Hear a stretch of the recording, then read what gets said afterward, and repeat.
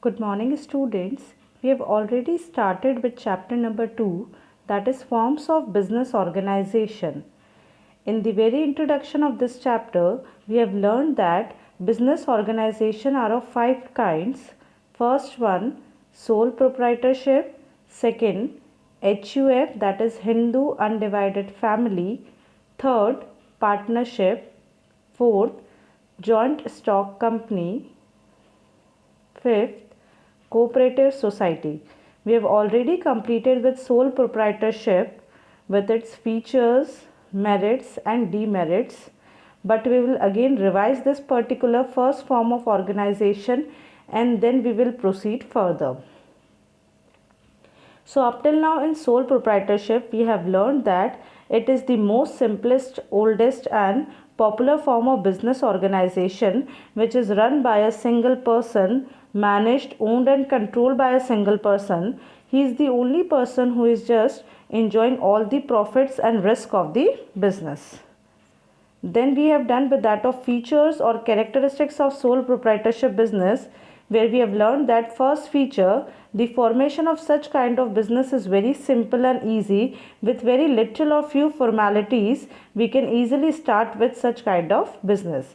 Second, we have learned that sole proprietorship suffers from unlimited liability. That means not only his business assets but his personal assets are also liable to pay off business debts.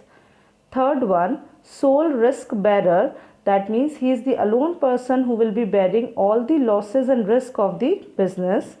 Management and control. He is the only person who will going to manage the business. He will be the only person who is going to monitor the performance of the business. None of the person has right to interfere in the management and control of sole proprietorship business. The only person who enjoys the profit. Now he is the only person who will enjoy the fruits of the business. Whatever profits will be earned by a sole proprietor, he will be the sole owner of those profits.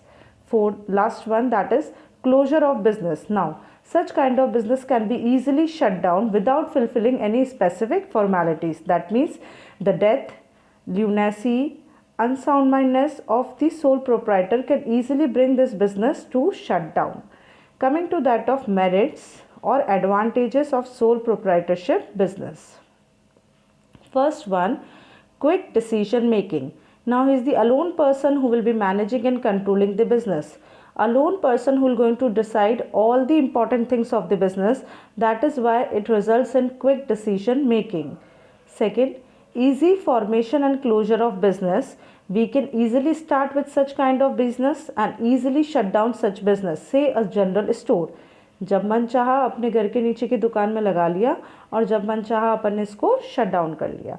The only person to enjoy profit, this is also one of the benefit. He need not to share his profits earned with any another person. He will be alone enjoying all the profits of the business. Sense of achievement. Now, all the performance of business is performed by sole proprietor only.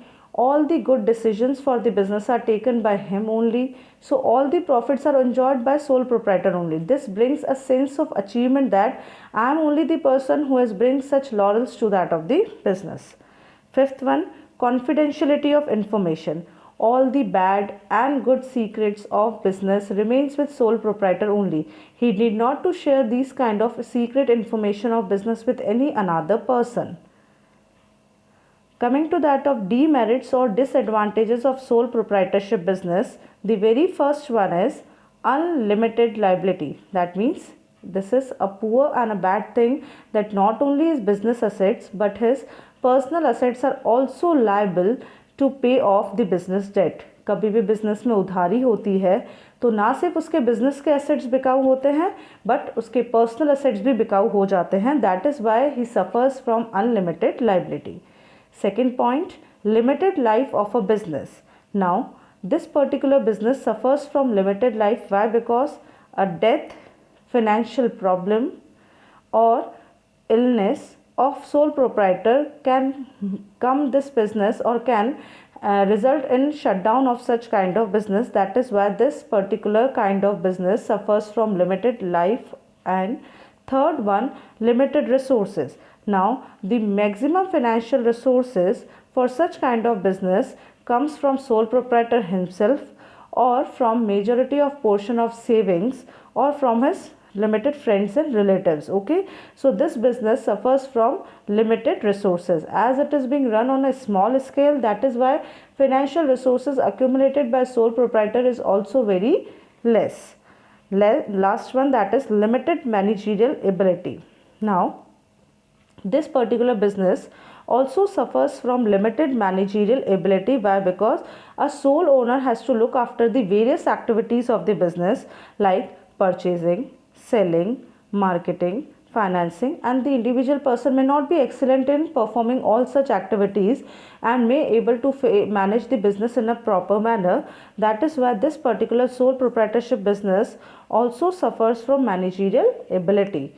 Okay, now we're going to start with Hindu undivided family in the next class, but before that please go through chapter number 1 for the test which will be declared soon through the message.